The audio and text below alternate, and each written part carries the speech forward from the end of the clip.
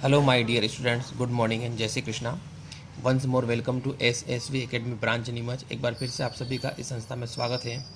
BSc third year mathematics paper first unit second और maths lecture number 11 है. Dear students, आज अपन एक बहुत ही इंपॉर्टेंट क्वेश्चन करने जा रहे हैं जो कि 2016 में पूछा गया है. देखिए, ये वाला क्वेश्चन है. ये क्वेश्चन है, एक लीनियर ट्रांसफॉर्मेशन है. वो इस प्रकार से परिभाषित है कि एफ V2R से V3R, यानी a linear transformation is defined as F V2R से V3R. Then F A B equal to A plus B, A minus B और B for every A B belongs to R. तो F जो function है, इसके लिए परास निकालने, अपने को रेंज निकालनी, ऑर्डर निकालनी है या रैंक, शून्य समष्टि निकालनी है, न्यूलिटी सेट और न्यूलिटी निकालनी है. ये चीज़ अपने को इसमें फाइंड आउट करना है. तो डियर स्टूडेंट, स्टार्ट करते हैं क्वेश्चन. सबसे पहले जो लिखा वो लिख दिया अपनों ने, जो दे रखा है वो लिख लिया ऐसा कैसा. एफ V2R से V3R, F A B equal to A plus B, A minus B और बी और for every A B belongs to R. ये अपने को दो चीज़ें दे रखी है. अब क्या करते हैं अपन, सबसे पहले एफ का परास निकालते हैं, रेंज निकालते हैं. ये एफ की परास, ठीक. अब परास या रेंज कैसे निकाली जाती है, तो range of A F equal to, range जो होती है जो दे रखा है वही इसकी रेंज होगी. ए बी करके दे रखा है ना, ये इसकी रेंज होगी. यानी A B such that A B कहाँ से लिया गया, बिलोंग्स टू V2R, यानी इसमें से लिया गया है. एक V3R है और एक V2R, तो ये कहाँ से लिया गया, V2R से लिया गया. तो V2R से जो भी अपन फंक्शन लेंगे और भी वही क्या कहलाती है, उसकी रेंज कहलाती है. इसके बाद ए बी का मतलब यहाँ पे क्या है, एफ ए बी का मतलब क्या हो गया, यहाँ पे ए बी का मतलब हो गया इसमें A plus B, A minus B और बी. तो यहाँ पर अपने वैल्यूज रख दी such that for every A B belongs to R. तो यहाँ से इसकी रेंज निकल गई. रेंज कौन सी, ये जो दे रखा कुल मिलाकर के ये इसकी रेंज हो जाएगी. Is that clear. Second point है जाति निकालना या कोटि निकालना. अब जाति या कोटि निकालने के लिए अपने को ध्यान रखना है कि एफ की जो रैंक होती है वो आर एफ, जो रेंज ऊपर जो निकाला अपने, रेंज परास जो निकाला, जो परास निकाला है उसका डायमेंशन ही क्या कहलाता है, रैंक कहलाता है. Is that clear. यानी जो रेंज निकाली है उसका डायमेंशन लेंगे, यानी विमाएँ निकालेंगे, वही क्या कहलाती है, उसकी रैंक कहलाती है. तो अपने को पहले डायमेंशन निकालना पड़ेगा.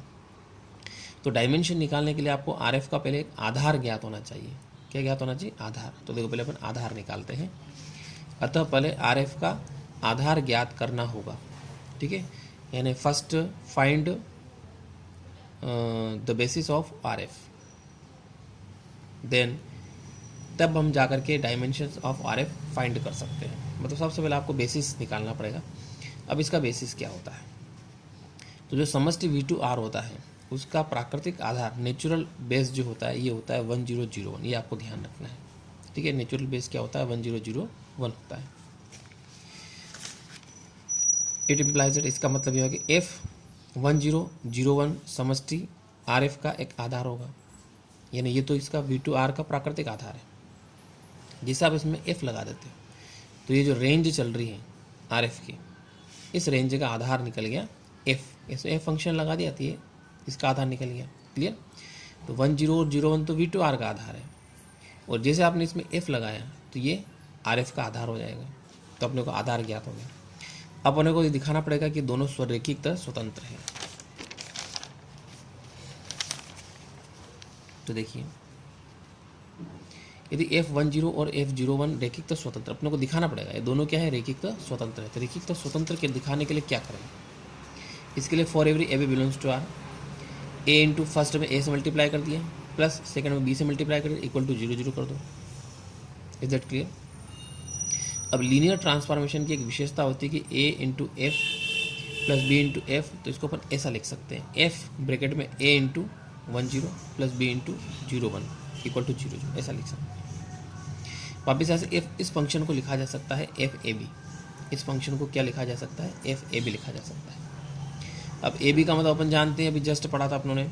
एफ ए बी का मतलब दे रखा है, सवाल में दे रखा है ए plus B, A minus B और बी. ये सवाल में दे रखा है. इधर 1 0 और बढ़ा दें.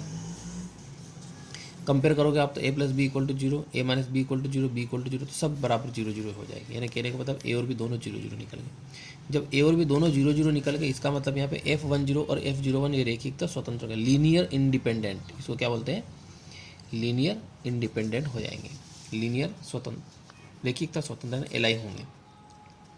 तो ये क्या हो गया, रेखिकता स्वतंत्र हो गया। स्वतंत्र सिद्ध करने के बाद इसलिए इसके डायमेंशन निकालेंगे, तो डायमेंशन कितनी हो जाएगी, 2 हो जाएगा। भाई 2 कैसे लिखिए, तो 2 लिखने का रीज़न यहाँ पे ये है कि इस ब्रैकेट में ए और भी 2 चीज़ें आ रही हैं, ठीक।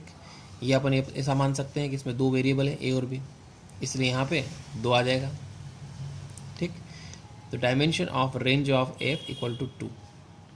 तो यहाँ पर अपन देख रहे हैं कि जो रैंक है वही डायमेंशन है, जो डायमेंशन आ रही है उसी को अपन क्या मान लेंगे, अपन रैंक मान लेंगे, डायमेंशन को क्या मान लें, रैंक मान लें। इसके बाद आता है एफ की शून्यता निकालना है, शून्य समष्टि निकालनी, एफ की शून्य समष्टि निकालनी।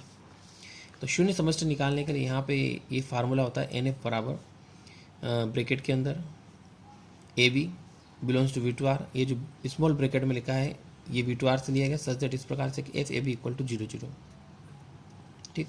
ये तो यहाँ पे है, तो F A B equal to 0 0 है, such that F A B equal to 0 0। अब यहाँ पे इस ए बी की जगह ऐसा लिख सकते हैं अपन, देखो न्यूलिटी शून्य समष्टि ऑलरेडी ए बी है, ठीक। तो ये ए बी हो गया, सच दैट अब यहाँ पे क्या किया, एफ ए बी की वैल्यू रख दी अपने। एफ ए बी की वैल्यू क्या होती है, ए plus B, A minus B और बी, यहाँ से वी टू आर को छोड़ देंगे, एक बार लिखेंगे इसको, इसके बाद छोड़ देंगे, इक्वल टू इधर एक जीरो और बढ़ा दिया। अब अपन जानते हैं कि ए और बी दोनों 0 0 हैं, क्लियर। तो यहाँ पे 0 और 0 लिख देंगे, 0 0, तो यहाँ पे इसकी शून्य समष्टि निकल गई है, 0 सेट निकल गया।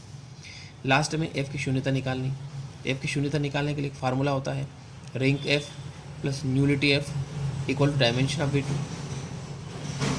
तो यहाँ से ये रैंक होगी 2, ये निकालनी है, डायमेंशन ऑफ वी टू बोलिए, डायमेंशन ऑफ वी टू लिखो, या फिर इसको डायमेंशन ऑफ ऐसा भी लिख सकते हो, डायमेंशन ऑफ आर एफ भी लिख सकते हो इसको, ठीक है, तो भी चलेगा। तो यहाँ पे कितना डायमेंशन कितने आ रही थी, 2 आ रही थी, ये 2 रख दिए उन्होंने, 2 से 2 दोनों तरफ कट जाएगी, तो यहाँ से न्यूलिटी इक्वल टू क्या होगी, 0 हो गई, ठीक। तो डियर स्टूडेंट्स ऐसे 2 सवाल है, एक सवाल और है जो मैं आपको ग्रुप में डालूंगा, वो आपको करना रहेगा। और आपको ये वीडियो कैसा लगा कमेंट जरूर करिए, एंड थैंक्स।